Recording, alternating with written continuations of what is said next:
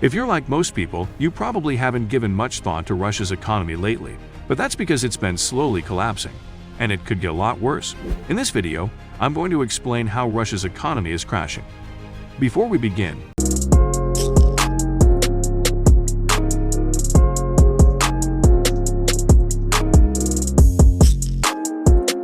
the world begins to realize Russia's economy is in trouble. Russian President Vladimir Putin has been struggling to keep up with the country's spiraling budget deficits and increasing debt levels. The Kremlin has been forced to make deep cuts in social programs, which could cause even more unrest among Russia's already disgruntled population.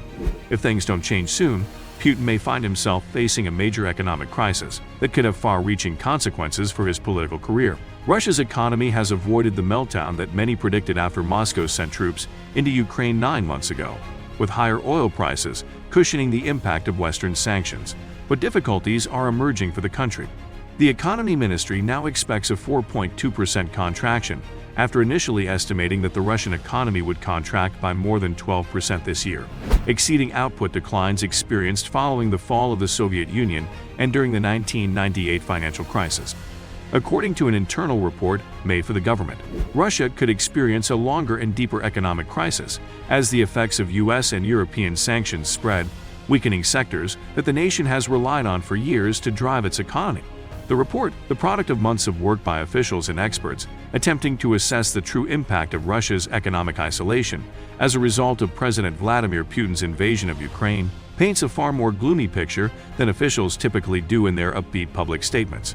Its authenticity was confirmed by people who were aware of the discussions. In every scenario, sanctions are expected to exert more pressure, and more nations are likely to follow suit. According to the report, the Kremlin's ability to supply its own market could be harmed by Europe's abrupt shift away from Russian oil and gas. The report describes how Russia is currently facing a blockade that has affected practically all forms of transport, further cutting off the country's economy, in addition to the restrictions themselves, which apply to about a quarter of imports and exports. Financial and technological restrictions increase the pressure. The report makes the first official prediction of the growing brain drain and predicts that as many as 200,000 IT specialists could move out of the country by 2025. According to public statements made by officials, the impact of the sanctions has been less severe than anticipated, with the contraction possibly being less than 3% this year and even less in 2023.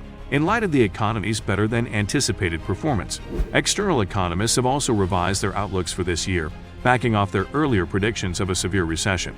In order to get the economy back to pre-war levels in 2024 and grow steadily after that, a number of measures are recommended in the document to support the economy and lessen the effects of the restrictions. The steps, however, include many of the same initiatives to boost investment that the government has promoted over the past 10 years, during which time growth has largely stagnated even in the absence of sanctions.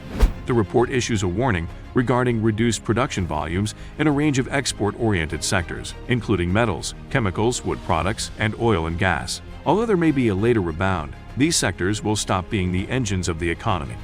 The report estimates that the lost tax revenue from a complete gas cutoff to Europe, Russia's main export market, could reach $6.6 billion annually. Even in the short term, finding new export markets won't be enough to make up for all of the lost sales.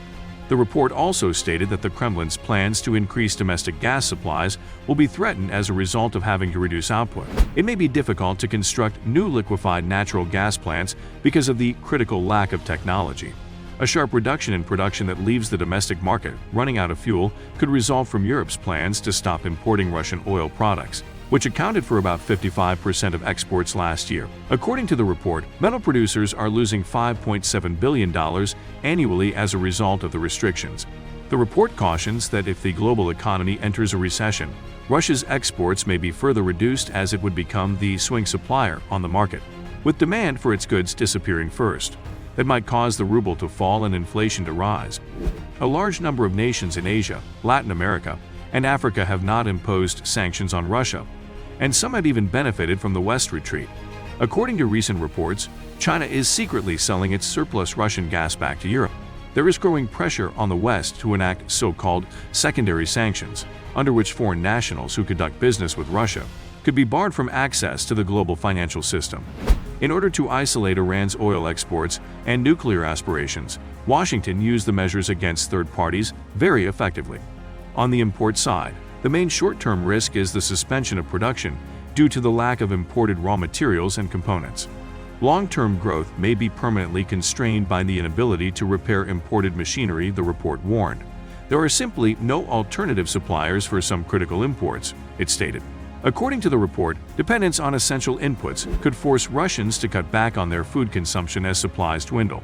Even in the agricultural sector, where the Kremlin has bragged about its efforts to replace imported supplies, Western sanctions have undoubtedly begun to take a toll.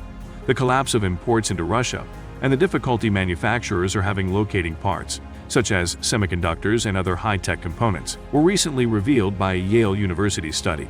The sanctions targeting the technology sector, similar to those affecting the airline sector, may have the biggest negative effects on Russia's long-term economic prospects. Global semiconductor exports to Russia have fallen by 90% since the start of the war, according to U.S. Commerce Secretary Gina Raimondo in June. Experts predict that will further lag behind in the race for global technological dominance and will cripple the production of everything from computers to automobiles. The difference between Russia's exports and imports, or its current account surplus, more than tripled year over year in the first 7 months of 2022 to a record $166.6 billion as revenues increased and imports fell as a result of sanctions.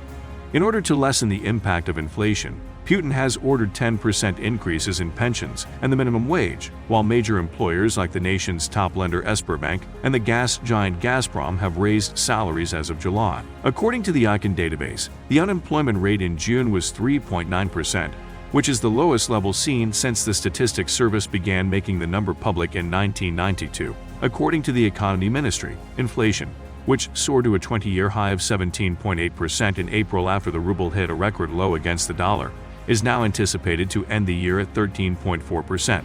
Since the implementation of emergency capital controls, the ruble has strengthened by more than 25% this year, making it the best-performing currency globally so far in 2022. This has assisted in taming inflation and put an end to the panic buying that followed the imposition of sanctions by Western nations.